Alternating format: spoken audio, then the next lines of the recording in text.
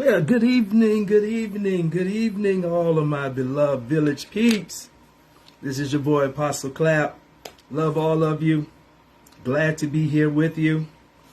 And it's going to be a good night tonight. My beloved Dr. Bianca, Dr. B. and a tremendous preacher. Tremendous. Prophetic. Recording artist. Beautiful. Very intelligent. Articulate. Tremendous entrepreneur. Dr. B is just all around. Great parent, great daughter. She's just a good person. She's just a wonderful person. She really is. So she'll be coming on shortly.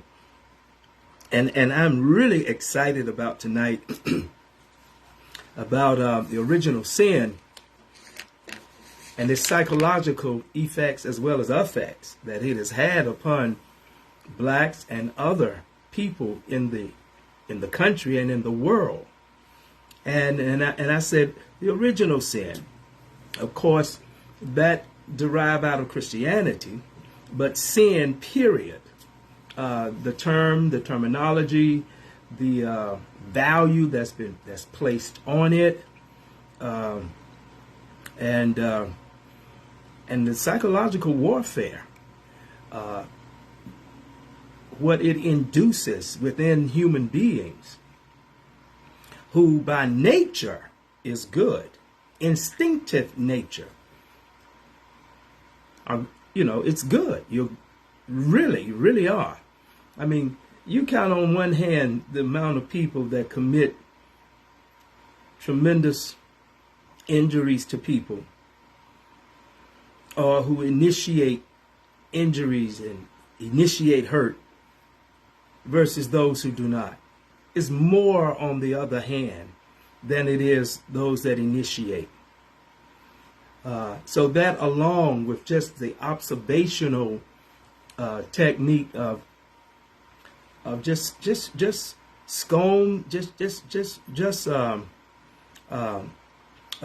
looking over the nation and what we may get off of the news and what have you, social media. There are less people that initiate crime against humanity than those who do not. Those who do not are in great swelling numbers compared to those who initiate. And a lot of times those who initiate crime to others are all coming out of a scarred childhood development, teenager development, young adult development, brainwashing, some sense of some type of religious order, who've been brainwashed to hate everybody except for those that are like them, and who's been lied to about others that are not like them, and they want to commit crimes or crimes against the government, things of this nature. And so when you think about it and you look at it, believe it or not, instinctive nature of the human being is absolutely good. It really is. And the body has a way, in the nervous system, it has a way of it's almost like a fever about to erupt. And the fever erupts in order to fight off and ward off those bacteria that is coming into the body. And so the nervous system is sort of like that when we're about to initiate some wrongdoing against someone. Usually people have to have alcohol or some kind of drug in their system, or some psychological, mental breakdown that caused them to commit such atrocities. Religious, like I say, some religious orders, while others will do that as they would try to straighten out other people and other countries and call them infidels and and they give their bodies as a living sacrifice so that they can have 10 virgins when they die and go to heaven. I mean, it's really stupid. It's subjective. It's all belief, so it's all subjective. There's nothing objective about it. But when you are poor, when you are in a privated or privational state, it's it becomes you begin to see it as a reward, to take out people's lives for the sake of a religion or the deity of the religion. So it's no different with these religions and what they're doing, and with over 30,000+ people that have been destroyed on the behalf of 100 or so killed by Hamas, a small group of people who instigated evil against Israel, and Israel's evil being instigated and structured in a lawful manner to the Palestinians, the martial law, and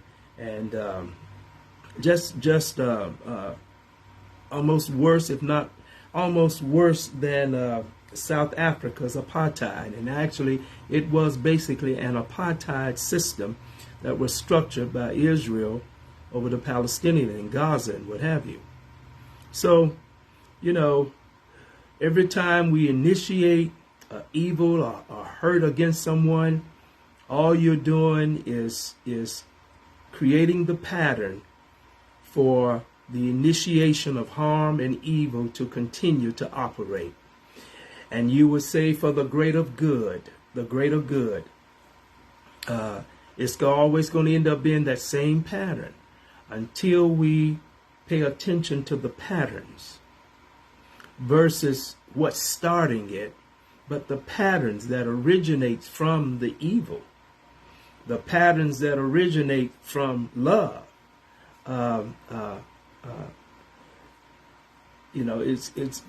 We have to pay attention to the patterns, and that's what we miss a great deal, are the patterns. So my instructor, Fahim Hannah, has been instructing me and several others of us in the monastery, and one of the teachings has to do with the infinity sign of love, and talked about patterns present that starts the pattern, goes into the past, from the past on into the future, and back around to the present. It initiates another pattern that goes into the past, into the future, back to the present, initiating, so the pattern that continues.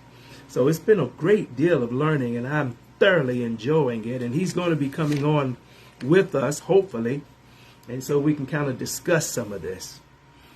So just looking so forward to it, and we're still, hopefully, Dr. B will let me see, she's ready to come on.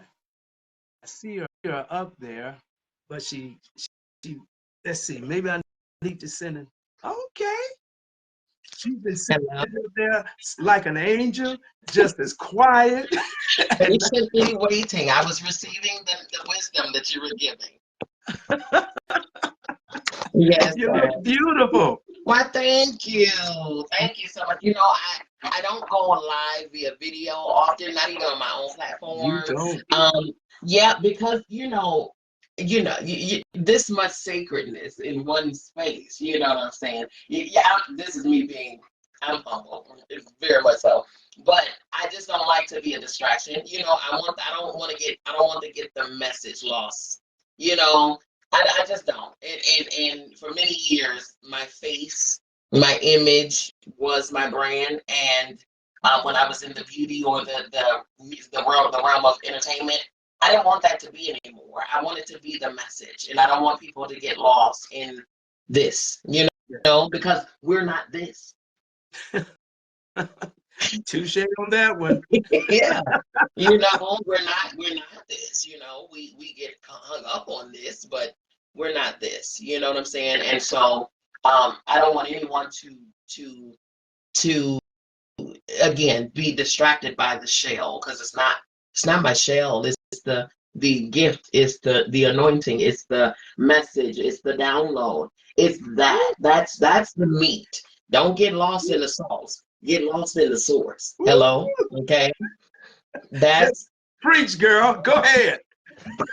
You got my tongue going on inside of me. Woo! Ah, yes, indeed. I got you struck up already. Tuned up. I know. And that's my only thing. That's the only thing. That's what's important to me, now in this season is for my life. As in my mission and my role, it's about the message. I got you.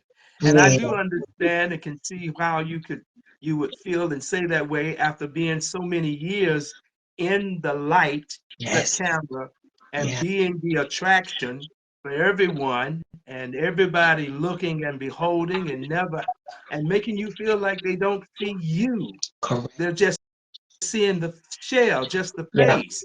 And Yeah. the face, the shell is being used to make Yeah. money and Yeah. make you money and to make those who own the franchise money. Yeah. And I can understand how you can become very somewhat distraught at times and don't want to be in nobody's camera face. It's true, because I'm telling you now, I am, if no one toots my horn, I'm gonna toot it. Oh, hello, okay. I am so much more than, don't get me wrong, I was in the beauty arena, I taught, I shared, and all of those things for 25 years. I was in that arena, and the music industry since 5 years old. So that was my whole entire life, with the exception of me going into life and purpose coaching. I began that life and purpose journey inside of the beauty industry, because you know how we do. You all go to the barbershop, or we go to the beauty salon, and I don't know what it is about the leather in those chairs. It makes the person spew out all their business. Okay. And so what I was careful of, I was very careful of not giving them my opinion. Okay. Girl, if I was you, that's not my place. When they sit in my chair, the appointment, the service may have brought them to my door, but the gift, the anointing is why they're there. And so I didn't want to mishandle that moment. I didn't want to mishandle that assignment, because we have multiple purposes. And in that moment, my purpose is to pour into them what source is giving me to pour into them. And I dare not fumble that moment with my opinion or my shortcomings or my, insecurities or my areas of untreatment. I dare not do that. So I wanted to put myself in a training, so that I can know how to guide. I can know how to speak to the spirit of a person. So I can, in the time that they're in my chair, that their inside aligns with the exterior. I'm gonna beat your face now. I'm gonna get your hair laid. We're not concerned about that part. What I need before you get out of my chair, I need your inside. I need you to feel like what you look like. So as I'm shampooing their hair, we're not just shampooing, I'm washing away all of the heaviness off of you. I'm speaking in your ear. I'm pouring into you, affirming over you, and the tears are rolling. The tears are rolling. This is not just about your hair and your beauty service. I'm bringing the beauty out, as within, so without. We're going to make your out look like you're in, and make your in look like you're out. That was my purpose in that arena. And so that's why I gained the title Mama B, because I mother so many, older and young. It's not about, because I'm gonna tell you, my spirit is centuries old. Okay, I just happen to be in this iteration for 40 plus years. Okay, but my spirit, she's been around for a while. You know what I'm saying? So as a mother, I'm pouring into them, I'm nurturing them, You know, I'm calling the cancer out of me, and you know, and pouring, nurturing, and mothering all of the people that sat in my chair. I had a call, I had a purpose with them. They came across my path for a reason, and sure enough, I was I was making sure that I handled them with care. Wow. Let me ask you about your sound. It sounds like you're distant. Really? Okay. Let me see here. And Can you hear me? oh, that's much better. Is it really? Okay. Okay. Sounds good. Yeah, it's a I'm little. holding it. I'm holding it so that because it's if I leave it alone, it's gonna show on my wall. So I have to hold it this way. But you can hear me clearer. Well, yeah, a little bit. Yeah, Yeah. yeah. You don't have it on. What do you have on phone, or you have it on your laptop, or what? It's on the phone. It's on the phone. Okay. You don't have Yeah. the speaker on, do you? I don't. Okay. All right. Yeah. We just make it work. But I Okay. can hear you. I can hear you. Very I hear good. you. Okay. Yeah. Very good. Very good. Very good. When you were in that flow, it was kind of back and forth, back and Oh. forth, Okay. and I Okay. didn't Okay. want to stop that flow. I So hear you. yeah. I hear you. Okay. And you know what? I wanted to talk to you because you are really telling these people I am a recording artist. Let me tell you something. let me set the record straight from the horse's Set it mouth. straight, sister. I am a former recording artist. I do not sing. I have not sang professionally in over 10 years, since 2013. Wow. Yes. That long? That long. I had Well, a your voice is 20-year not going reunion. anywhere. Listen, it's not. You're right, but I had a 20-year reunion in 2017 with the group that I used to sing with and record with. We had a 20-year reunion in 2017, and I have not. I'm gonna tell you now, no. Nope. My shower head gets the best concert she ever had. Okay, that's it. That's all I do. But that's part of your pedigree, that's for sure. It is. It is. Hey, look, and I was telling folk, I said, and she might sing, y'all. We're lucky. Listen, don't let them steer you wrong, y'all. Okay.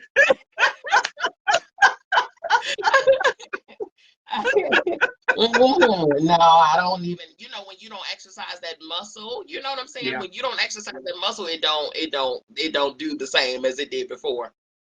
You're right. Yeah. That's exactly right. That's Yep. so true. Yep.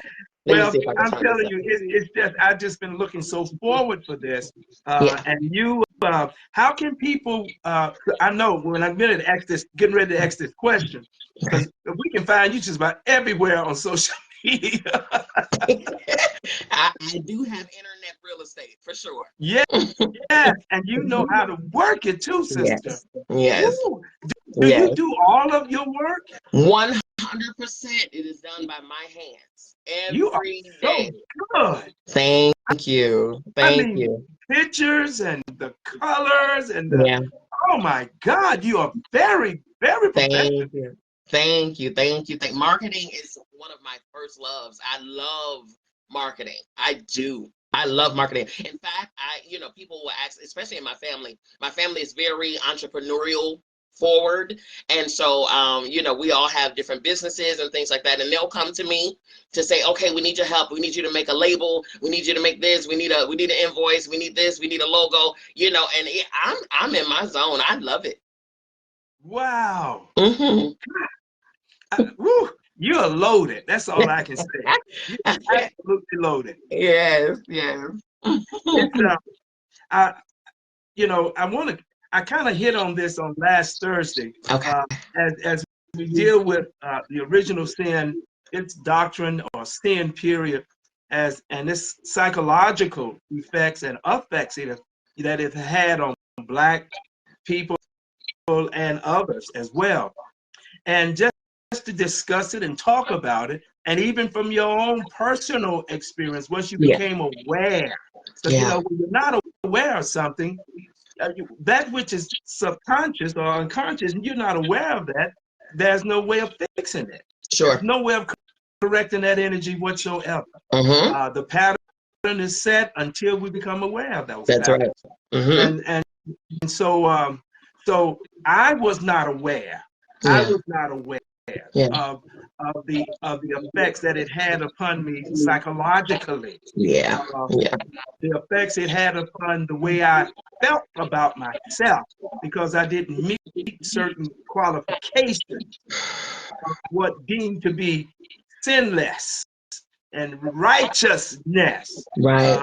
as it relates to the righteousness near to perfection, so to speak. Yeah. So there's nothing perfect. Yeah. And so I didn't realize that until I began to question the beliefs that I held. Yeah. Not just the beliefs about my religion, but beliefs about myself. Yeah. The beliefs I held on myself and where those beliefs derived from, which all bind together with my belief system Correct. that was given to me as I was growing up and in society and Right. in the religious organization called Christianity. Mm-hmm. Most people don't realize, they think Christianity started spiritual. No, it did not. It was Right. started politically. It's true. Totally political, Mm-hmm. to structure to control the masses of the people, Yeah. and do the exploiting that they did a great deal, the Italians. Mm-hmm. So it's never been a spiritual organization. Right. Always been political. That's why Yeah. it worked so well with Right. a democracy. Correct. Okay, while it robbed the people Correct.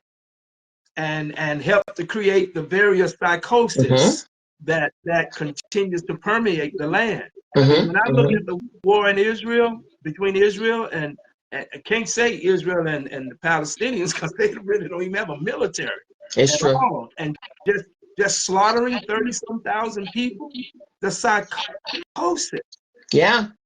And then You know, to justify it with religion, to justify it by way of, that's the Holy Land, so we dare not interrupt or mitigate or interfere, because the things that they do, it's clearly gauged or sanctioned by God, right? Because this is the Holy Land. It's oh my goodness, unbelievable. This is the thing that I don't understand, right? Knowing that God is in us, source is in us. We are of source. We are the human embodiment of God itself, right? right. If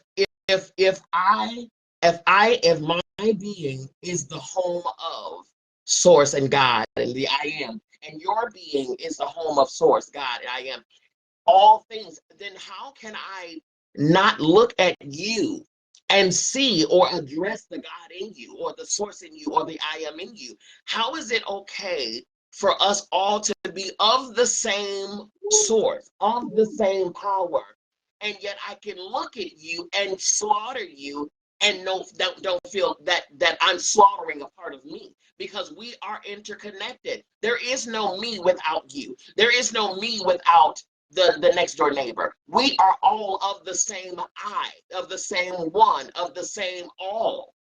So, and each one of us are very intricate to the mission of the one, of the I, of the all.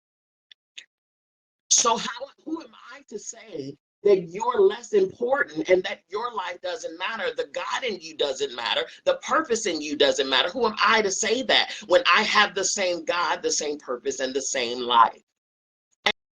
And then to justify it and back it by, we're holy people. This is a holy land. Is that right?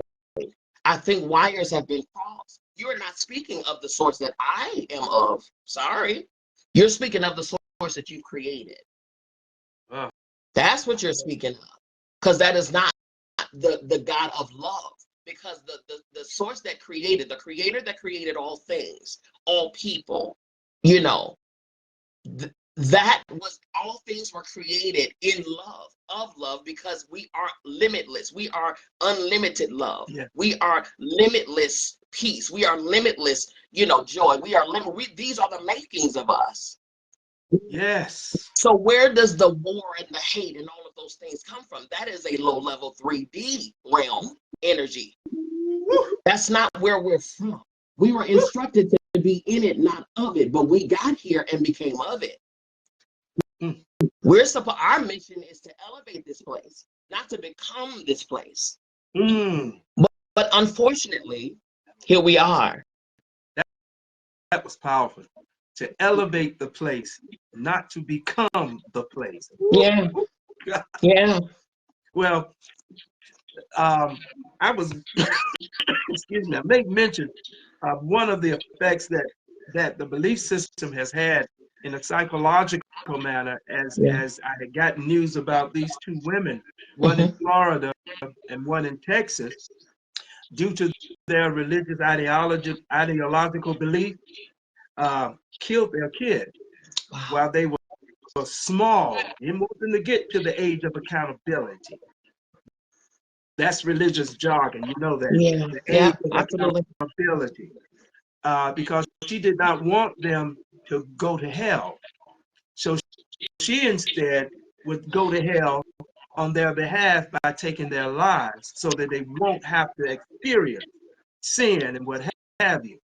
And the woman in Texas did the same thing. Both of them were religious women. So we're talking about this has to do with the belief structure Absolutely. system Absolutely. of Yeah. sin that we Yeah. have been taught to think that is real, Correct. and it's only a subjective view, which is a subjective falsality, because Correct. there's nothing objective about it. Nothing. Nothing. But then the programming comes in, the conditioning comes in and says, makes it concrete, makes it appear objective, right? It's presented as if it's objective when it's always been subjective. The gauge of right and wrong has always been subjective. The gauge of good and evil has always been subjective. Always. And then when a certain person or people have determined and voted upon, this is how I feel, so let's make it a law, let's make it true, let's make it objective, let's take it from the subjective into the objective, and then let's now perpetuate it across all humankind. Let's put it in the school books, let's put it in the rule books, let's make it object, let's make them believe that this is the way, the truth, and the light. Let's make sure, let's make them believe that, so that, and then let's train them so in such a way that they don't think on their own. They do not go within themselves, because that therein lies all the answers to all things. Let's detach them from their source. Let's make them believe that we are their source, or what we present to them is the source, because they have to go through us, because we can control that. We can control how close to truth they get. We can control the truth that they think they have. It's the programming of it all. It's the programming of it all. And it's so funny, because I was talking to my mother about this a couple days ago. And I was saying, it's funny how, you know, Christianity, we talk about it and things like that, and it dates back just over 2,000 years ago. But for some reason, we don't think to go beyond the 2,000 years ago. What was there prior to the days of Christ is that we just wipe that out. Okay, none of that matters. It there was billions of years before that, right? So if the days of Christ were just over 2,000 years ago, and then we're forced to follow that because that is the way to follow, that's the only way according to some. What were we doing prior to that? What was our information prior to that? And don't get me wrong. I do understand Christ consciousness. I get it. Like I understand Buddhist consciousness. I understand Krishna's consciousness, right? Yes. Which is of the same consciousness, okay? It's just that the people that represented Krishna, that was their presentation. The people that were presented Buddha, that was their presentation. Those were the consciousness that were presented, but it's of the same consciousness. But when you have this, well, it's my way and this is the only way, you don't even know, you don't have all knowledge. So how can you teach from an incomplete doctrine? Woo! How can you teach that and call it truth? It's not even, you don't even know all truth. You have no clue. You know what you know, but who says that what you know is all true? Yes.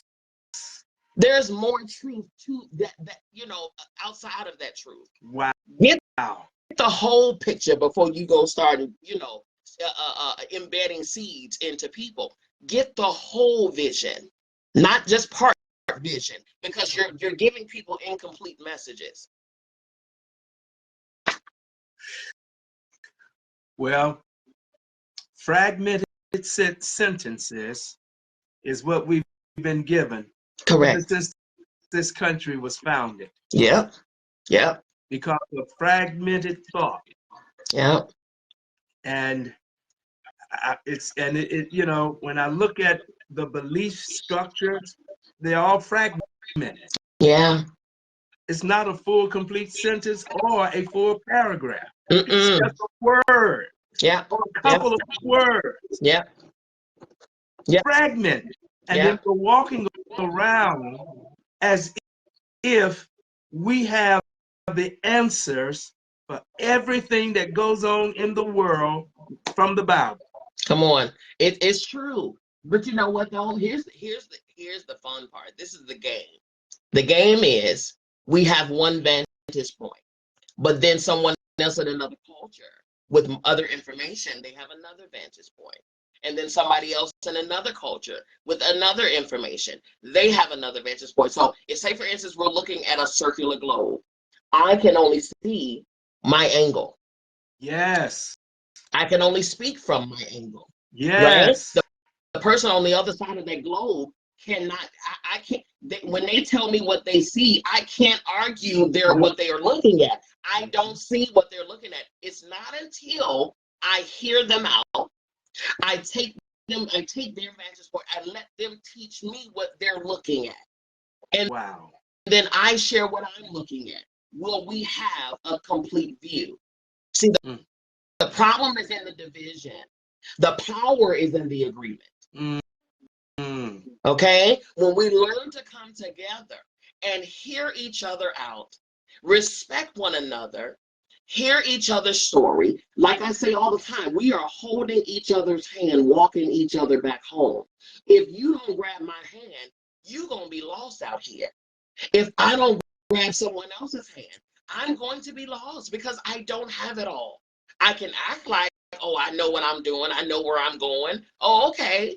Okay, you go ahead and try that then. We've seen that. I've done that where I've tried to walk out on my own thinking I knew everything and fell right up in the trap, fell in some quicksand, fell on my face. It wasn't until I walked and talked to somebody that probably took this journey before me, or you know what I'm saying, did I get the knowledge. We have to understand it's our togetherness where the power comes in. It's the togetherness. The division is causing the fragmented sentences. That's where the division is coming in and causing us to be this way. That's what it is. That's why there's so much divide now. There's so many denominations under the umbrella of Christianity. So many denominations. If this it's confusing to me because one denomination says it's okay to do one thing. Another denomination says it's not okay to do this, and then the third. But are y'all not under the same umbrella? Where are the rules coming from? I don't understand it. You understand what I'm saying? How are you all divided? Y'all divided under your own umbrella. So how you gonna teach us how to, come on. We have to understand it's the togetherness. When we put our human stuff in the mix of the spiritual things, even the Bible said that the things of the spirit are foolish to the people of the world. Foolish. And what we are programmed to fear what we don't understand. And so fear causes us to put these unrealistic expectations or put these rules out and put these gauges up and all of this stuff, these limitations. Fear. It's fear. But what are you afraid of? Are you afraid of yourself? Because the power resides in you. The power is in you. You understand what I'm saying? Yeah. The messaging, even down to the story and the journey of Christ. He had to even he himself, the story of Christ. I'm talking about the story here, right? He himself had to pull away from his familiar at the age of 12 and isolate himself for 18 years to align with his higher self, to align with the power within, to align with who he's supposed to be. It wasn't until he was 30 did he reemerge. And for 3 years, went about walking amongst the people, showing the people, talking in parables, but he was only showing them what they are also capable of doing. He even said, the things that I do shall you do also, and greater works shall you do, because I'm about to be out of here. It wasn't for us to worship him. It was for us to, he was showing us how to use the tools that we were given. Wow. But when you're lost and you're looking for something to save you, you're looking for something to believe in, how about, here's a strange thing, right? I know I'm leaping here, but how about you believe in yourself? Believe in you. Because the power is in you. You are literally the embodiment of the Almighty right now in this very moment. The problem is, no one taught you how to use your tools. You was born already complete. And then it's a sin if you go from within, if it doesn't line up with the word. A sin, okay? It's a sin to love self. That's selfishness. You got to love everybody else first. How am I going to do anything for anybody else if I have nothing for myself? Wow. I gotta connect with me. I have to connect with my heart, my mind, my spirit. I gotta heal. I have to elevate. I am no good to anybody if I'm no good to myself. So I have to connect with that myself, within me. How am I gonna show you how to love if I don't know what love looks like? How am I gonna show you how to forgive if I've never forgiven before? How am I gonna give? How am I going to show you how to be benevolent if I'm holding on and hoarding everything for myself? I don't have it for me. What I'm going to teach you? It's not, we have to understand.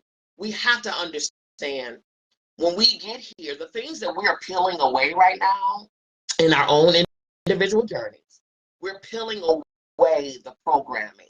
We're peeling away what mom and them gave us and daddy them gave us. And don't get me wrong, this is not a hit against mom and daddy because they didn't know either, okay? Somebody didn't talk to them about it either, right? So we're all, again, holding each other's hand, walking each other back to our most highest, greatest, authentic self. And when we get there, that's when we can elevate each other. That's when we can elevate this plane. That's when we can bring up the vibrations here and the frequencies of this place. That's when we can do that. Can you imagine if all 9 billion of us were elevated to a higher frequency? Wow. Wow. Can you imagine what this planet would look like, feel like? Right? But how do we, and even just thinking about that, it blows our mind. Just even thinking, imagining what that environment would look like, right? Yeah. So imagining that togetherness will cause this place to raise its frequencies to such a level. So how do we prevent that from happening? Right? We gotta keep the division. We gotta keep you all on our systems. We gotta keep you listening to us and not being independent, not standing on your own too. We gotta keep you begging and pleading. We gotta keep you locked up and locked away. We gotta keep abusing. We gotta keep, all of these things. That's why. Because once we get that power, my God, today, this is why it is imperative for us to know who we are. The very first question that I ask my clients when I take them in at our first session, I ask them, do you know who you are? I start with that. And depending on the answer, I know exactly which direction we're gonna go in these sessions. Yeah, Yeah. yeah, yeah. You're so right. Carl Young, the oh, I'm getting feedback. Let me ask you something. Did you have your phone been off today? Has it been off Uh-huh. as far as like the Off, frequencies? off, completely off, No, back on. no, Yeah, no. a lot of times this will happen when the phone has been on all day and it hasn't had chance to To reboot reboot. itself. So Yeah, should I bounce out and come back in? try I it can. again. Okay, Just try that. I'll do that. I'll do that. Okay. She'll be back, everybody. We want to make sure, because I know it's kind of difficult for you all to hear her. But anytime you're going to come on Facebook with the telephone, you do need to turn your phone off and and for maybe a half a minute or whatever, and then let it reboot itself and come on back. Everything will be set and structured, because I turned mine off, and it took a while for Google to initialize itself because of it was rebooting, and so that the sound would be better, the picture can be much better as well. But anyway, while she's coming back, and we're going to hit some of the psychological effects. Dr. Candy Jeter is going to be on the 14th, and you don't want to miss that conversation, because you all know how Candy flows and I flow, and we flow together. So it's gonna be a really good time as we bounce in and out off of one another. Cal Butler, Dr. Cal Butler, will be on the 21st, and you all you hear him tremendous a lot. He's a very provoking speaker, thinker, and when he presents things, it is just so spot on. So much so that it's very difficult for you to really argue with it. Uh, from an objective perspective, it is so right there in your face. So Cal will be coming on the 21st, and Fina, Bat Israel. Those of you who went to school with her here at A&T State University in Greensboro, you would know her as Kelly Lewis. So she's going to be coming on as well. And I am just looking so forward to having, because we're going to discuss some things. And that young lady has been through a tremendous process in progressing in herself and in raising her boys. You all would just be amazed at the things that this young woman had to go through with her boys. And I'm not going to give things away, but kind of going to do a little interview. I'm going to discuss and talk the economical disenfranchisement that she went through in trying to raise these boys, and you know, their daddy leaving them and not participating, and she's left with the fallout, with all the fallout. Oh, it's going to be quite a discussion. It really is. And she's also a spoken word artist, and I think many of you know that. And before we end the broadcast, I am going to ask her to give us one of us in the broadcast with one of her spoken words. She is a phenomenon, a phenomenon. She really is. And so I'm looking forward to having Kelly Fina on, and just looking forward to it. So Dr. B, I think, has arrived. Let's see if that works. Sometimes that does work, and sometimes it may not. Hello. Okay. Is that better? Sounds good. Yeah. Really good. Yeah, sound good. So Dr. Carl Young said that, and you know, they call it Jungian theology, said that he's a psychoanalyst. Dr. Young said that the self is an expression of the divine within the personality. Yeah. Within the personality, and he refers to it as God within. Yes. Just putting in what you had said. And then he made a statement about, he says, Carl Jung was deeply critical of the traditional Christian doctrine of original sin. His principal critique being that it implied that man rather than God is responsible for evil. Right. Right. Right. Yeah. Absolutely. There's, the essence of source, the essence of the creator is of a higher plane. It knows not sin. It knows not, you know what I'm saying? It's all of this, the bringing the worlds together is not a God doing. It's not at all. That's a man doing, because man began it from itself. You know what I'm saying? From its own um, fallings, from its own issues, its own lower vibrating, ish matters and frequencies and stuff like that.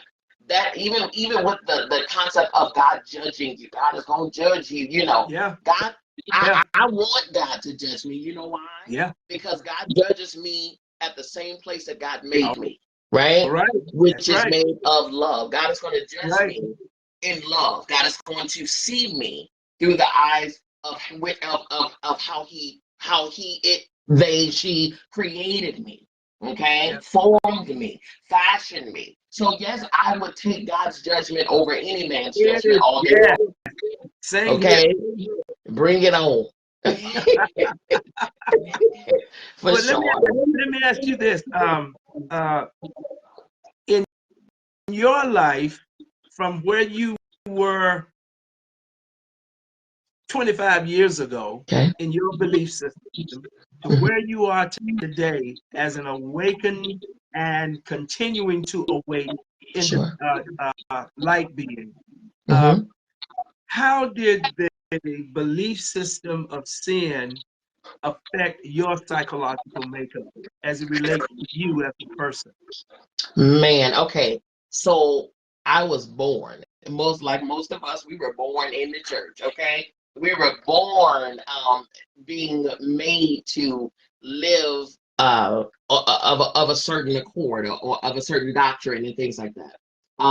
Rules and regulations based on, what the Bible said and what we should do and things like that. That was given to me from birth, okay? So in my mind, I'm thinking that was law, right? I'm thinking that was the case, because I was not given, I don't know about you, but no one asked me if I wanted to be a Christian. They didn't ask me. I just wanted to run it by you, daughter. If would you like to be a Christian, or no? No one asked me my thoughts on the matter. Okay. It was because I said so. That was the message across the board. Because I said so, because that's what we do, because we're going, and you are too. Okay. So and again, no hit against parents, because they're just perpetuating what they got, right? Exactly right. So with that being said, anything, oh my goodness, any thought that, if I missed, if I lied about something, or if I, you know what I'm saying, it was a fear. It was a fear like nobody's business, that I was just gonna bust hell wide open with gasoline draws on in a straw basket. Okay, listen, it was like, oh my God, don't do this, don't do. It was a lot of don'ts and won'ts, and you can't, and we don't, and you shall not, and all of those things, not just coming from the home, but also coming from the pulpit. Okay, coming from the pulpit, especially being in the holiness church, pull your skirt down, and you can't wear red, red lipstick, red nail polish, because that's Jezebel colors, and you can't. It's like, what? It's so much. I was just having this conversation with my mother a couple of days ago about the topic of sexuality and sexual expression, coming from the church versus now. Okay. Again, everything that the creator created was created with a purpose in mind. Okay. So if it was wrong for us to have and use these body parts and the pieces and things, we wouldn't have them. Okay. But we have them, and there's a purpose attached to them, and there's beauty connected to Yeah. them. right? Yes. There's beauty connected to all things. But when talking about sex, especially coming up in the church, okay, because Lord knows, ain't nobody having sex, and yet the church is growing exponentially, okay? Ain't nobody dropping it like it's hot, but the church is growing. The children's church is overflowing, okay? So, and not only that, sex is being had because such and such deacon, such and such, that, you know, because it's been said that such and such, and rumors have it that such and such over here is with such and such. But then let a young lady get pregnant, right? She's been forced to come up to the front of the church. She's So humiliated. been humiliated. Ooh. She's been sat down. She's been embarrassed in front of the entire church, as if she already don't feel something on the inside Exactly. anyway. Right? You're beating her while she's down. You're making her feel like she's just, oh my goodness, you know, she just did the worst of the worst of the worst. In the place where love is supposed to abound. In a place where forgiveness, right? Quick to forgive. That's supposed to be the thing, right? All of that, bringing the embracing. Christ was supposed to be, God is in love with the backslider. You know, all of these things. What happened to that message when it comes down to loving this young lady?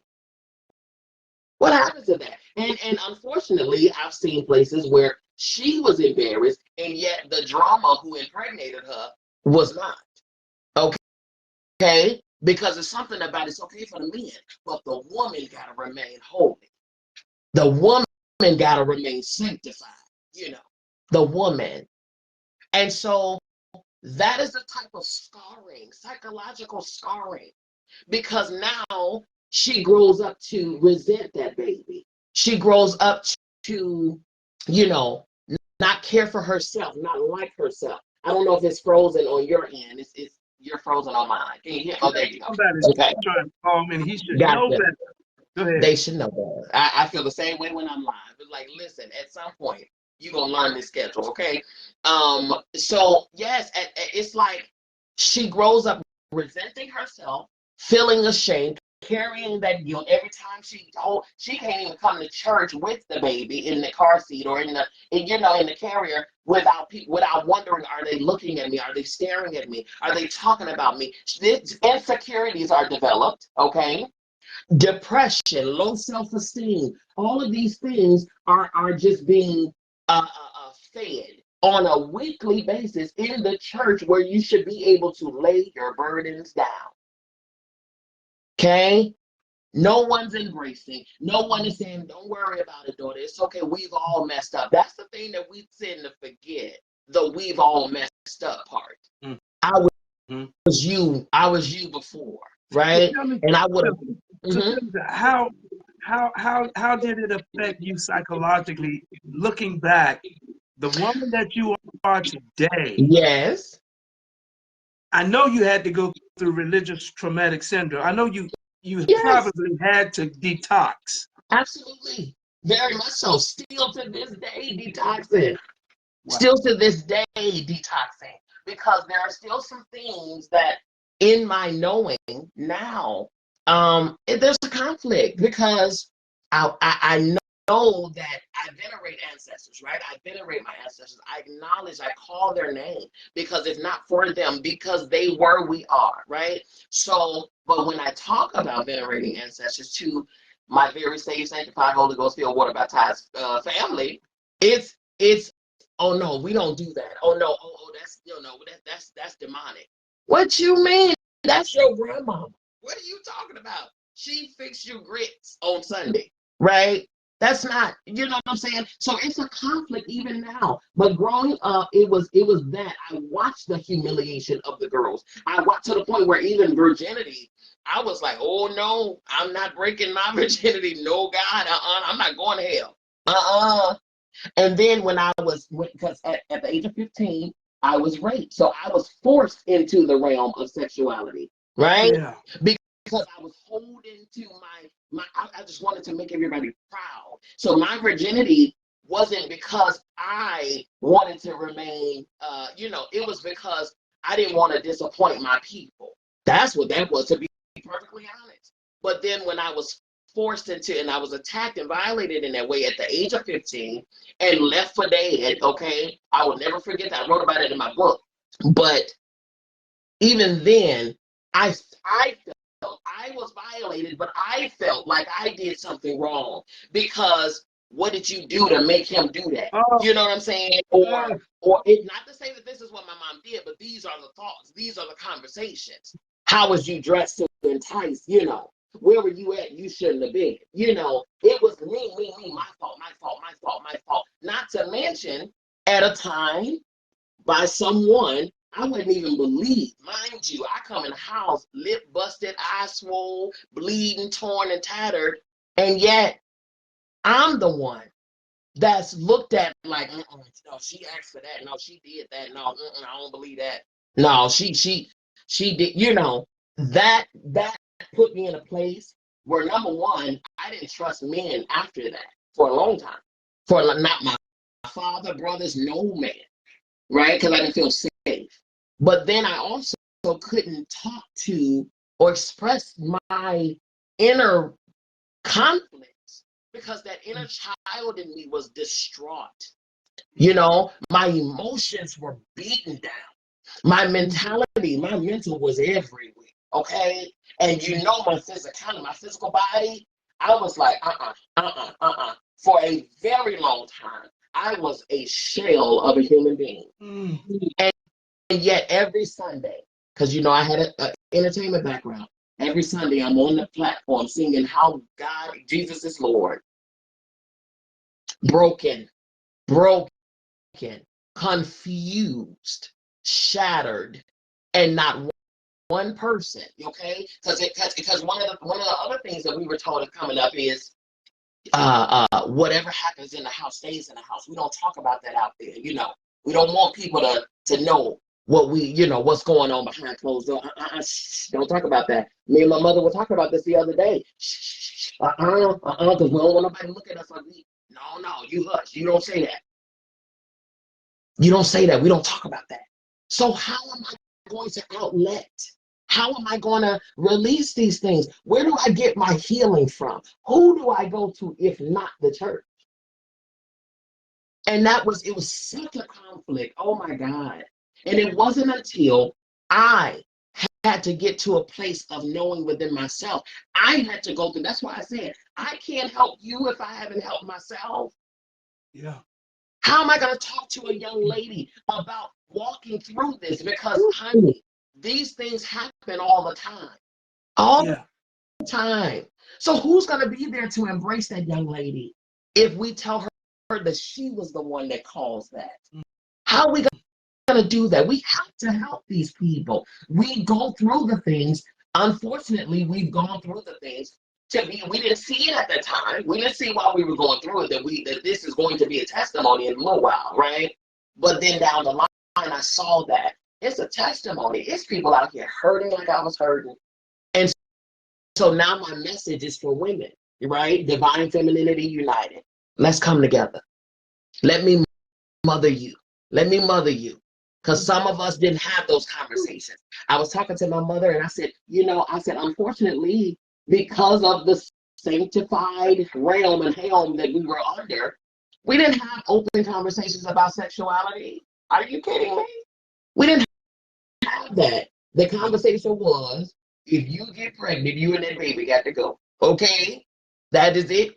Cut and dry. That's the conversation. End of story. Right? We didn't talk about the beauty of the being that we are. We didn't talk about the life-bringing vulva that we have. We didn't talk about that. Because out of this portal, this is a portal. You are a whole portal, okay? You're bringing life into this realm. We didn't talk about the beauty of that. So I didn't see the beauty in that. I didn't see the beauty in me. Wow. I had to learn my beauty. I had to, understand my beauty. I had to know who I was. I had to learn who I was, and it was not by the avenues and the lanes of the church or the umbrella of Christianity. It was by my higher self that visited me and said, "Do you know who you are? Wow. Do you know who you are? Ask permission from who? You are your permission." That's the thing. I had to go within and figure out who I was. I had to also correlate, because there was always a curiosity in me about the stars, about the planets, about all of those things. But if I asked anybody in the church about it, oh, that's demonic, that's witchcraft. Anything that the Creator created was created with a purpose attached to it. Just say you don't know. Okay, that'll be the end of that. Just say I don't know, and let's learn together. But that was not the no. That's demonic. That's witchcraft. That's not. I had to learn that, and when I learned that these planets are here for a reason, when I learned that these stars are here for a reason, when I learned that I was born on a day at a specific time in a location for a reason, I was able to pull my own birth chart and read about me. Talking about parenting don't come with a manual. Yes, it does. It's called your birth natal chart. When you read, if a parent pulls their child's birth natal chart, they'll be able to see exactly what this baby is going to be encountering, who they are. Because at the beginning of the day, you don't know this baby. This baby don't know you. So how are you going to raise them with the things that they need for their specific journey? That's not, you know what I'm saying? Yeah. We don't know how to use our tools, and we're perpetuating what we were told onto the babies, and then so forth and so on, generation after generations, generation curses, generational trauma, generational everything. The bloodline just continues to go and go, filled with trauma, filled with disappointment, filled with hurt, pain. And at what point do we end it? Who is going to be the chain breaker?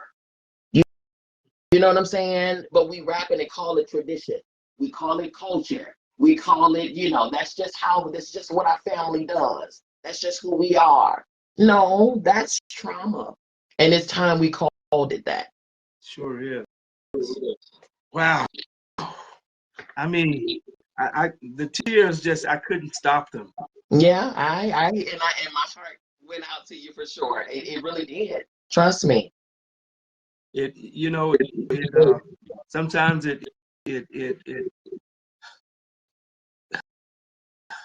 I can't find the words to express the feeling inside of being a man, and that men can commit such atrocities, Yeah.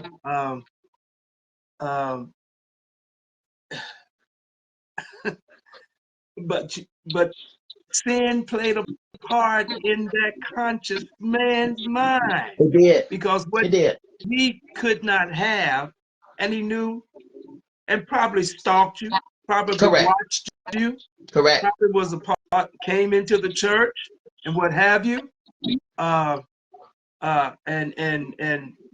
knew that you were a virgin. Yeah.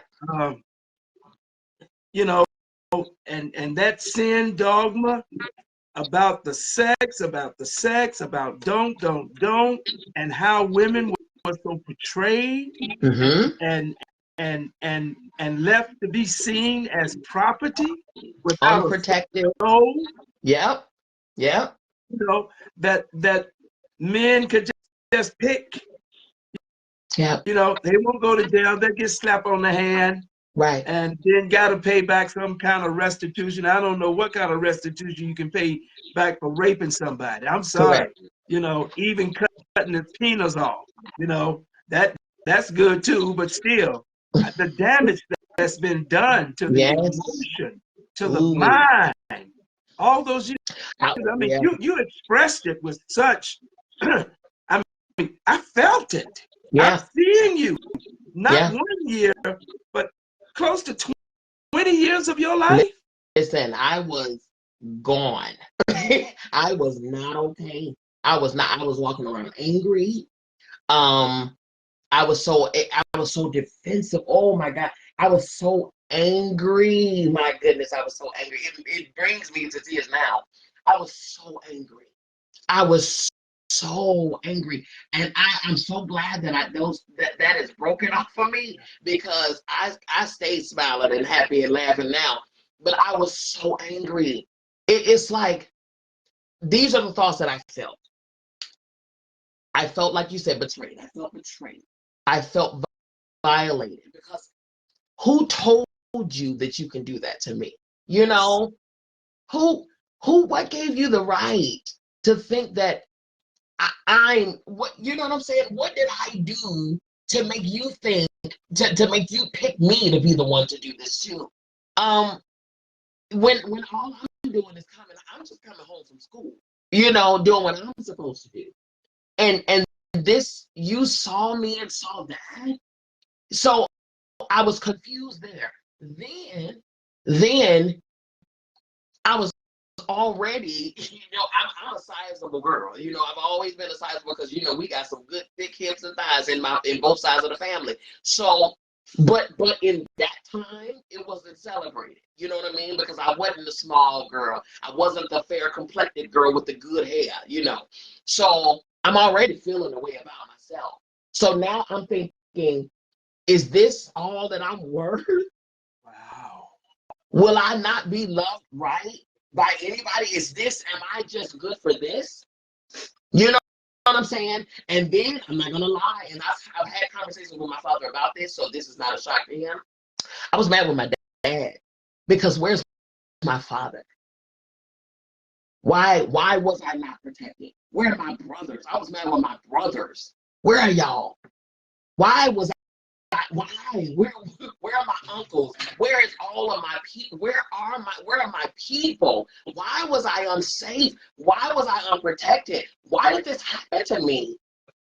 I'm just trying to get good grades. I'm just trying to be a good girl, a good person. I'm just trying to be kind to people. I was the one that spoke up for people that were, quiet and shy. I'm taking up for people. I'm a good person. These are the things that we're mulling over in our mind.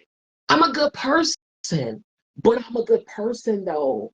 But I'm a kind person. Why did this happen to me? Am I only worth this? Oh my goodness, 4 years. And I'm gonna tell you something. What's crazy is I carry that. And then, but I presented confidence, which we know to be false, right?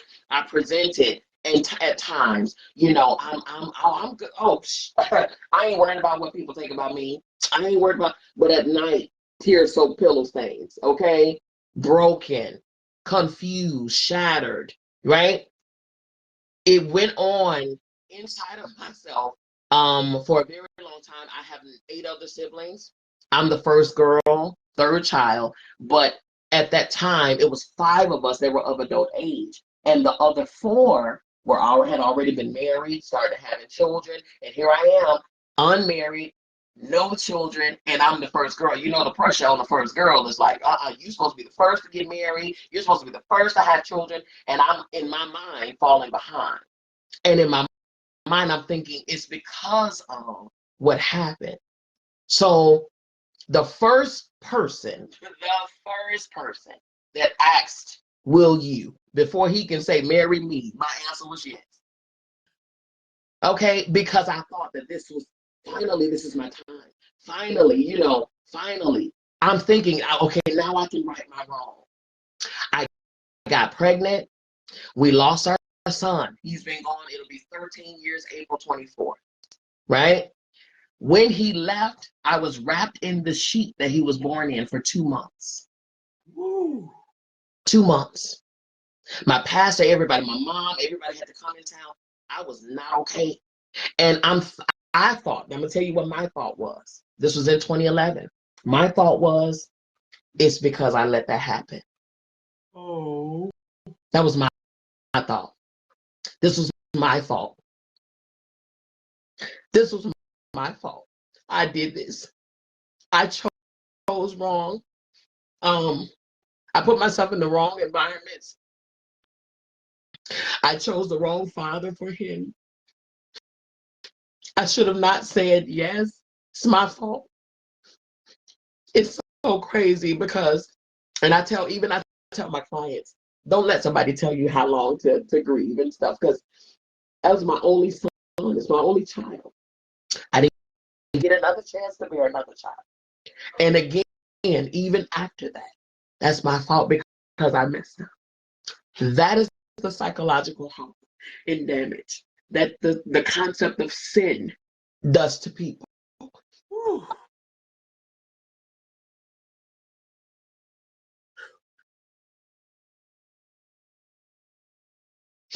That is the harm. And it's so, they don't understand. They don't understand it, that we have to heal. And this healing process it's not an overnight thing. These things walk and talk with us. They speak to us, these shadows. They continue to nag at us. They follow us everywhere we go until we confront it. We got to face it. We got to face it. But how do we do that when we've never been taught how to, or when we were told we're wrong to do that? And just let it go. You just got to get over that. What do you mean? Where do I even begin? Right? But again, this is an institution of love. This is an institution of forgiveness and grace. Where? How? How? In what way? This is why I began my nonprofit, because somebody got to do this. Somebody got to help these people. Somebody got to help. Somebody got to help for real, not just help, on the pulpit on Sunday, on Wednesday, while you're passing the plate and, making the people feel good, make them shout for about 5 minutes. And then, this is not a feeling. This is not a census thing. You got to dive deep, and you got to be real. You got to be transparent. That's how you reach the heart. What comes from the heart touches the heart. But a lot of this stuff is not heart-based. It's ego-based. It's ego-centered. We're glorifying the man versus the message, most of the time. We're celebrating what they drive, and, their big old house, and the prosperity of it all, the abundance of it all. That's all we look at that more than we look at the actual message. So it's deep. It's really deep. And when I know that I, along with everybody else, again, these are things I had a conversation with my mom, my sister about, because I discovered, just going down the bloodline and really dissecting, taking a deep dive, I realized that my grandmother, she had relational things and relational issues, and she dealt with trauma, she dealt with abuse, and she dealt with low self-esteem and settling for things longer than what she needed to and should have. Then I looked at my mom and I looked at her history and relationships, and I was like, I see that same pattern. And then I looked at myself, and then I talked to my baby sister and I said, do you realize there's a synchronicity here? Do you realize there are similarities in all of us? I said, we are scholars academically. We are successful in our business and careers and trade, but we are deer in headlight in those areas of relationship. Why? Yeah, it's deep. We have to heal. We gotta do the healing. We gotta separate. We gotta unlearn to relearn. It's amazing how psychological and emotionally sound you are. Literally, I'm amazed by that. Yeah. You have been your own therapist. Yep. And with your honesty, have done a remarkable work on it. I've gotten backlash. I've gotten some major backlash for that honesty. But I tell you what, my story is not my own. I'm sorry, it's not. I mean, there are hundreds, millions of women, you know, and there's no color line. It's Women, not. just women are prong. You know, I didn't know my sister was raped until I was 40-some years of age. She Wow. decided to break her silence, Yeah. and not by one guy. She was gang raped, Yeah. and I want, you know, and she was so strong, and I can see why there was such a fear and a quick reaction. Yeah. You know, because she had no one to talk to. You know, Mm-hmm. to go to her dad. You know, well, where were you?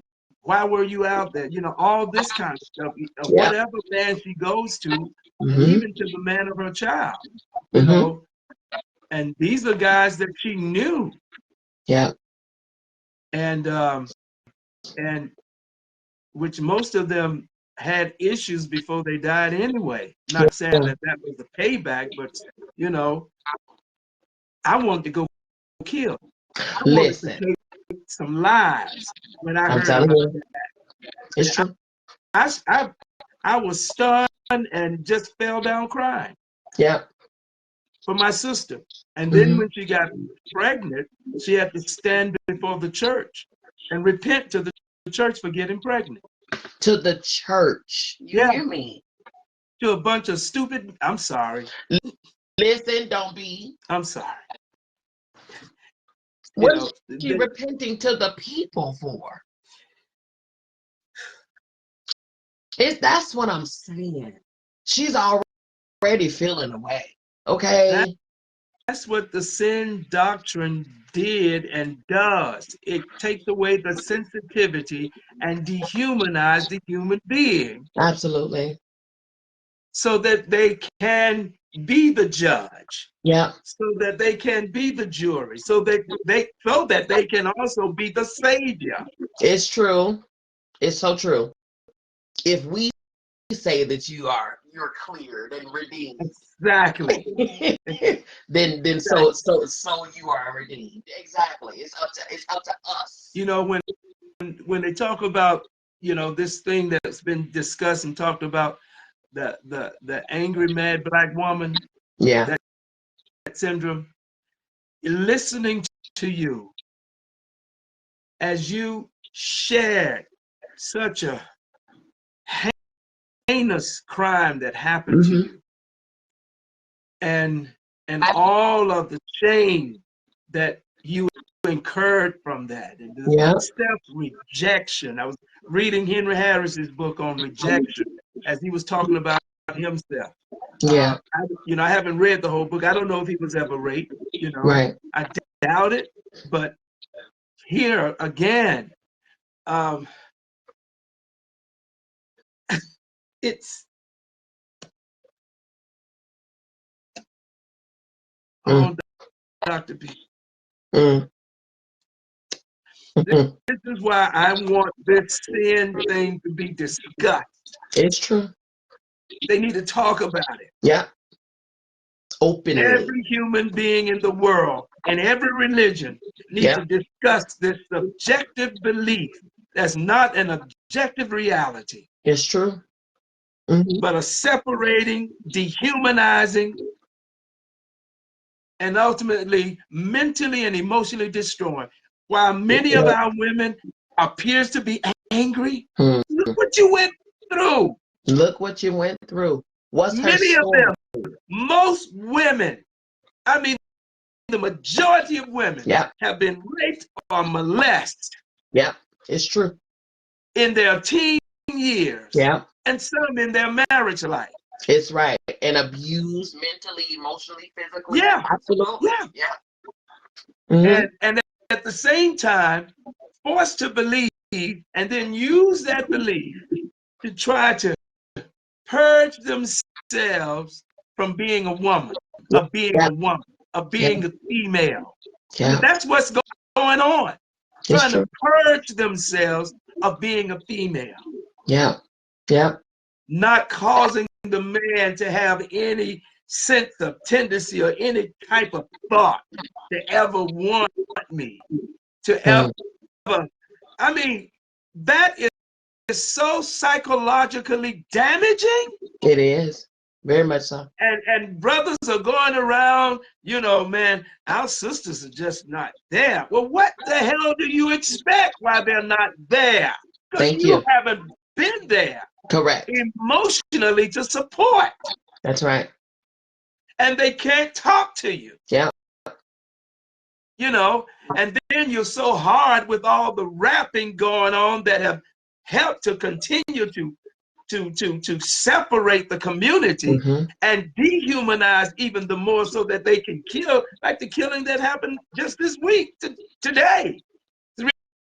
Three dudes getting out of their cars and just going after somebody, gang-wise, and killing other innocent people alongside of them. Crazy. Yeah. That's But the suppression. Yeah. This sin thing suppresses the human nature, that it's a sin to have a desire. Yep. Correct. Yep. So true. And if you feel that way and believe that way and you have the desire, you are now beating yourself emotionally. Yeah. And you're suppressing and never going to talk to anybody about it. Yeah. So it's going to build until you become aggressive. That's right. With the female, or with the male, or with the child. Or with yourself. Oh, I didn't think about that. Or with yourself. Correct. All coming from this psychological damaging sin dogma that the church heralds every Sunday. Every Sunday. Every Wednesday. Every Tuesday. That you're no good for nothing but a worm. And then move from there. But God's mercy and grace, through the male, through the dominant male factor of God, the Son, grants you cleansing. And the cleansing of your femaleness. I mean, they don't realize this is what they've been saying. I'm a thinker, and I'm an objective thinker. And they're not even aware of what they're saying to the women, and especially our own. Our own. And then our own believing it and becoming the sergeants, becoming the police officers for the church. Because they have hooked, they have swallowed that belief so long, so much, that they haven't healed from their trauma. Or haven't healed from the date rape. He said, no, not now. This is not the time for us. He says, yes, we got to. You know I want you. And he forces until he so manhandles her that she goes into fear. And then she has to she goes out of her body while he rapes her. Absolutely. I was about to say, I literally was numb. And I had to make my way back home by myself in that abused, busted, bleeding state. I had to walk my way back home. And so can you imagine the out-of-body experience that I'm feeling in these hours of walking, making my way home? By the time I got home, I saw the police cars outside of my home. I think it was like after 11, maybe pushing 12 o'clock midnight. I was coming from school. I was coming from school. So you know how many hours that was. By the time I made it home, oh my goodness. By the time I made it home, torn, tattered, bleeding, dirty, all of this, I walk in the home and my mother saw me. She was the first to see me. She screamed. I will never forget the scream. And she dropped to her knees. Oh. Okay. So for my mother to see me in that state, and I can imagine the thoughts that she had before seeing me, right? And seeing me in a gutter somewhere in her imagination. But then when she saw me and then saw the state that I was in, oh my goodness, she screamed a scream of horror and dropped to her knees. And then the police had, of course, they go with the questioning. I'm trying, I see, I know, I'm conscious of all this happening, but I'm not there. I am numb. I am not there. I'm thinking like, I know this is a bad dream. This is not my life. This is not my life. Even in that, what's crazy is my grandmother had just passed 2 months before that. My mom's mom, who I lived for. Okay. I was more concerned about her in spirit being disappointed with me. Wow. I was so, oh my goodness, I'm telling you, that inner torment was out of this world. It was off the charts. It was off the charts. And I carried it for years. Years. Yeah. For years. Trying to sing through it, heal and mend. Listen, it displayed, it showed in my relationship choices. It showed in me. It showed in my trying to be so appeasing to other people, because I wanted acceptance. I wanted them to see me as a whole person again. I wanted them to see me as, you know, a woman, a righteous woman. I wanted them, you know, while I'm carrying around, but they don't realize that I'm fighting the thoughts of suicide. I'm fighting the thoughts of you know, because there's a conflict. I know I'm being phony out here. I know my inside is not matching what I'm saying to these people. It got to a place where we came from the last tour that I was on with the group that I sang with. As soon as we got off the tour bus, I called a cab before we even parked the bus. And I got off the bus. I didn't speak to anyone because I was tired of carrying. I grabbed my bag out of the bus and I got in the cab and I left. And everybody's like, where is, and I got calls, where are you? Where did you go? I never went back. Never went back. Because I felt like I was a phony. I felt like I was a fraud. Wow. I felt that because this is not what, you know, if I'm singing about God, how good God is, I don't know how good God is. So how am I going to convince you that God is good all the time, and all the time God is good?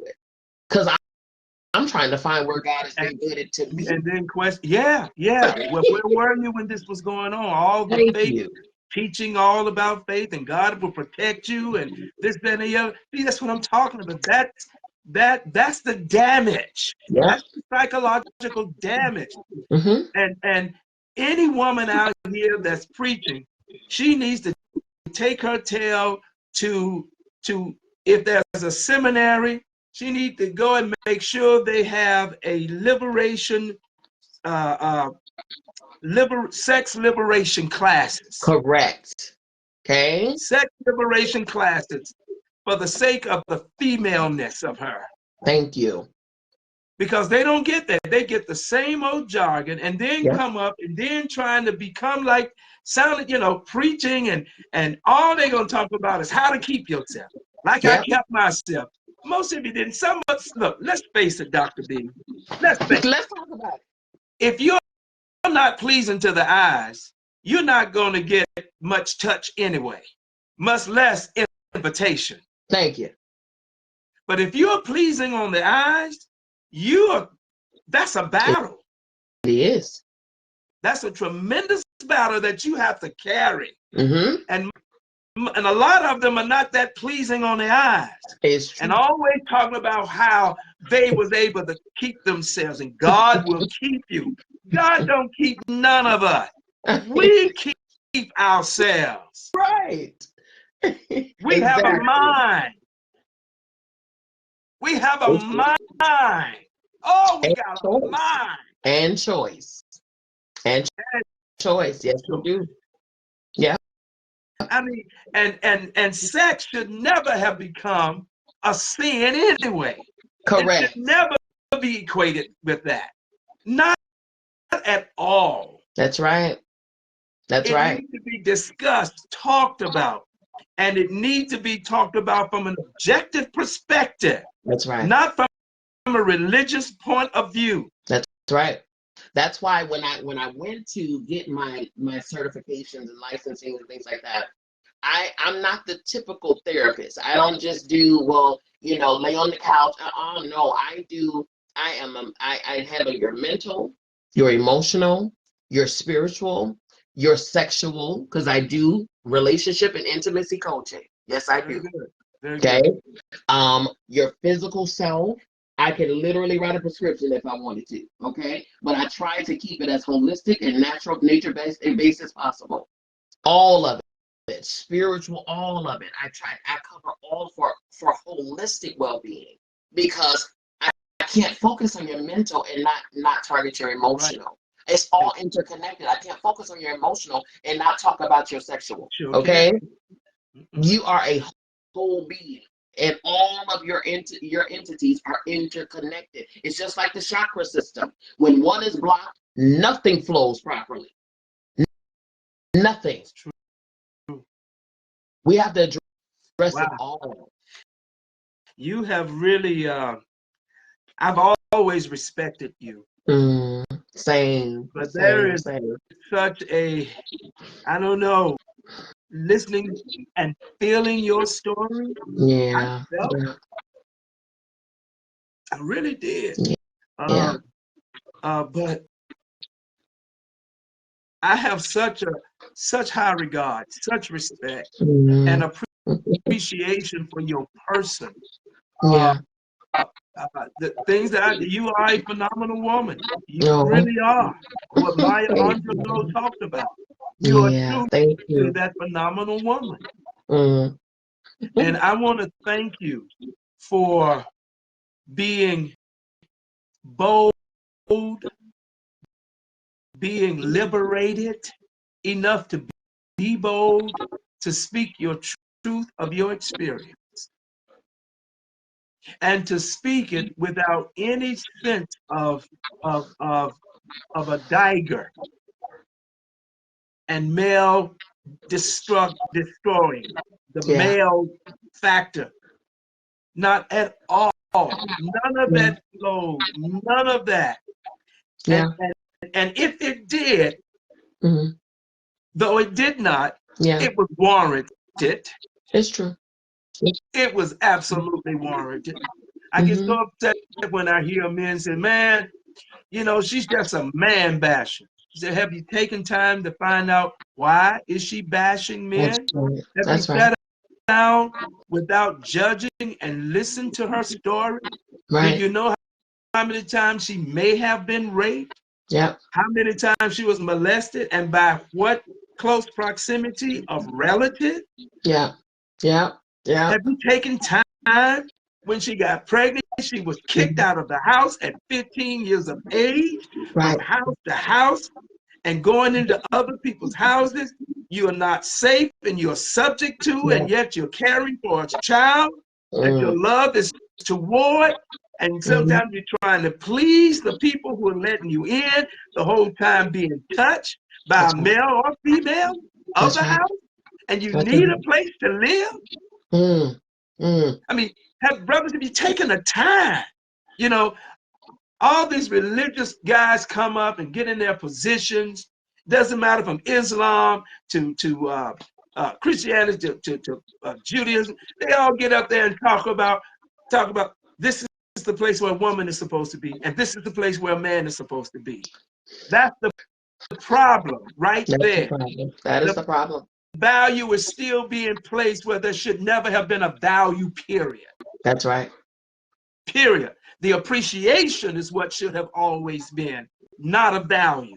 The gratitude should have always been, not a value. Yeah. And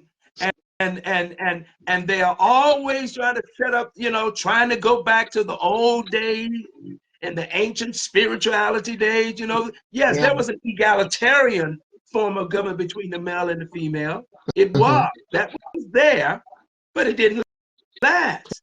And there was a reason, but why didn't it last? All right? And so the important thing here is the lack of sensitivity. We have eaten from the tree of knowledge of good and evil so long, until the tree of life, which has to do with love and relationship, is bitter in our mouths. It's true. And to some degree, there is no taste from that tree because of the doctrine, the indoctrination of from a political perspective to create such psychosis in this country and the world. That's right. So my appreciation and gratitude to you. Look, you got a brother here for sure. Yes, and sir. Yeah. We will do this again, of course. There will be other topics coming because for some reason they come to me, and I'm going to deal with them. But I'm not letting this thing go until it's begin to be discussed. That's right. Yeshua was trying to tell us something. He said the tree of knowledge of good and evil is the tree of duality. So the sin has been duality, meaning from a duality perspective and not from a single whole objective perspective. That's right. You got to be present to be objective. You got to be present mentally, emotionally to be objective. Right. And he says, and he was telling us that if the eye be single, if you see the tree from a single objective eye, then your whole being will be full of light. The body is filled with light. Talking about those neurons, talking about that nervous system. That's right. That's right. It's going to be full of light. It's not an either or. It's not an either or. Understanding of balance. That's right. How to balance, and you can never balance when fear is presented to you. That's right. That's right. And that, if anything, I know there's no hell, but I wish it was for the sake of organized religion. Right. It's true. I wish it was. I wish all of the organized religion organizations burn in hell. It's true. But it's true. I can say this. All of those founders that have gone on before us, no, there's no hell. But let me tell you something that's worse than that. And that I've listened to for many years with the NDAs, NDEs. And that is when they go through that life review. That we all have to go through. And unless we're present, and unless we forgive, we forgive the individuals and what have you, because then we're owning. Yes, absolutely. That's right. But all of them said that that was the worst feeling and they felt the other person, how they made the other person feel. Yes. From raping, from beating, from mouthing, from mentally controlling with fear. That person who did that felt those people's literal pain. And then they end up saying, but we were surrounded with such love, but yet the love didn't stop me from experiencing what I projected upon them. That's right. That's right. That's worse than a hell. Come on. It's true. And everyone, America, the government, the president, all of them, he's got to give an account for all of this, for this mass killing that Israel is doing and aiding them with doing it. He's got to give an account for that. They got to feel those children's death. They got to feel their fear. That's why the scripture means, to whom much is given, so much is required from you, because the day of judgment is coming. And it ain't about hell. There's no great white throne judgment. No, you're going to feel what Yeah. you perpetrated. Oh, my goodness. You're going to feel it. So the man that raped you, oh no, he might have gotten by. He may Right. have went to jail, I hope, Right. and what have you. But he's not escaping. Oh, No, no. no, no, no, no. Not at all. And you know, I don't wish hurt and harm on nobody, Sure. but I wish that everybody could feel what they perpetrated upon another person. Now that I do wish, because it's gonna. How else are you gonna become whole? How else are you gonna learn to become balanced? That's Until right. I can feel what I've done to you. That's right. That's right. And We gotta religion be aware. allows them to escape from that. Just forgive. God done forgave you. Jesus done forgave you of your sins. Just ask him. They don't even have to deal with it. See? You know, I don't ask for forgiveness now. I'm fine about it. Really? No, you're not. Oh no. No, no. You just done an intellectual religious thing. That's right. Guilt. That's guilt. But you have not felt. You have not allowed yourself to be vulnerable enough to feel, at least try to feel her pain. Or his pain. Right. These wars, these men going to war, I'm sorry. Nobody escapes. That's right. Nobody. But well, it's 10 and we got to stop. It's about 10. Yes, 10. Thank you so much. And how can people reach you? They have any questions? If they would like to have counseling, because I told you all, she's a therapist. Yes. And she's a darn good therapist too. And you'll be in good hands. Yes. So how can they reach you? Well, they can reach me by sending me an email. They can email me at info@biancamissblee.com. That's the same how it's written on here on my page. info@biancamissblee.com to inquire about it. You can visit my site, same domain, biancamissblee.com, or you can inbox me here. Inbox me here. I'm very reachable. I'm very reachable. Anywhere you can reach me, I'm there. You can even take my number, 706-570-2630.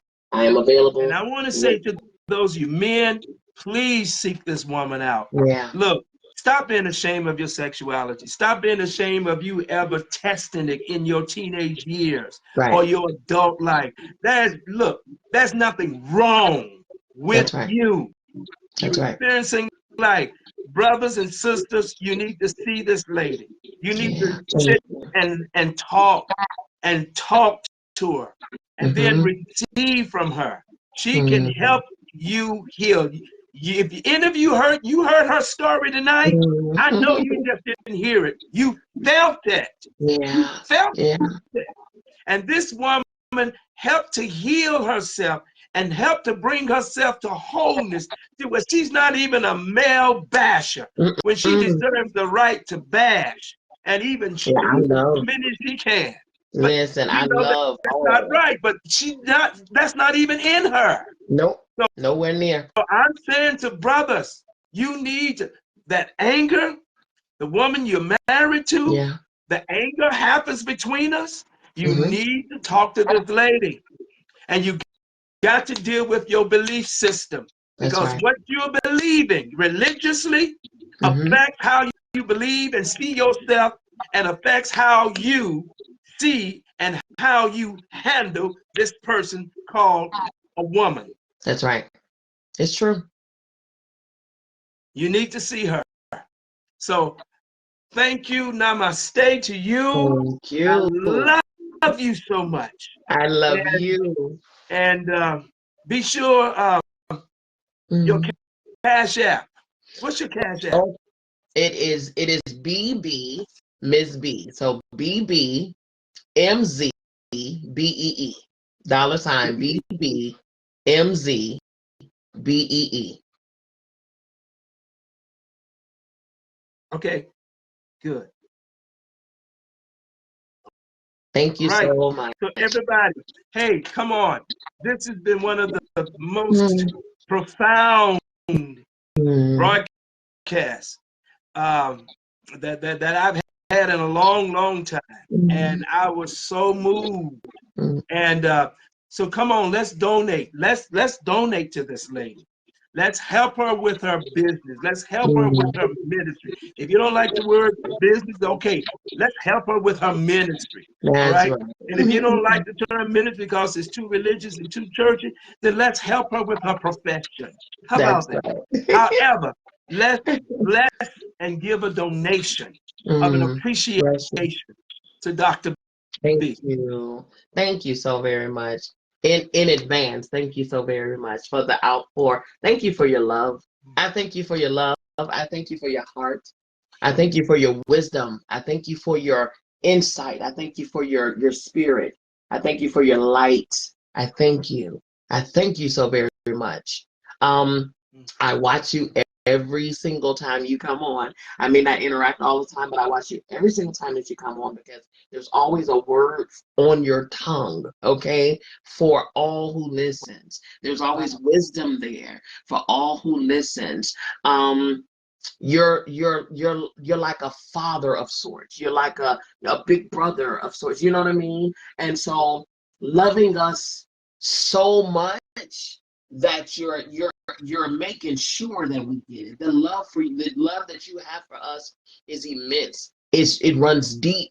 It never runs out, you know? And that's why your push is so you're so assertive in it. You're so, serious about it. Your push is like, because I love you, Yeah, I'm talking to you about these yeah. things. Because I love you, I have to share these things with you because I love you.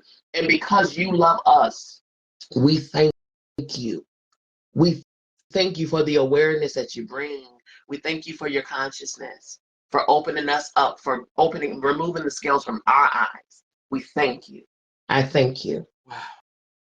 I love you. I love you. Good night. Good night. Facebook, I want to thank you so much. And the Cash App is there. Dr. B done got me in tears again. And the Cash App is there, $ Inner Growth Ministry, $ Inner Growth Ministry. Zelle would be apostleclapp@gmail.com. And for those of you that use PayPal, it will be igmo616@aol.com. I want to thank you so much. And again, Dr. B, thank you from the depths of my heart and my mind. Words, I just don't have enough. I'm just not highly intelligent enough with words to put out there in how I feel. And thank you for being Dr. B. Thank you so much. All right, everybody.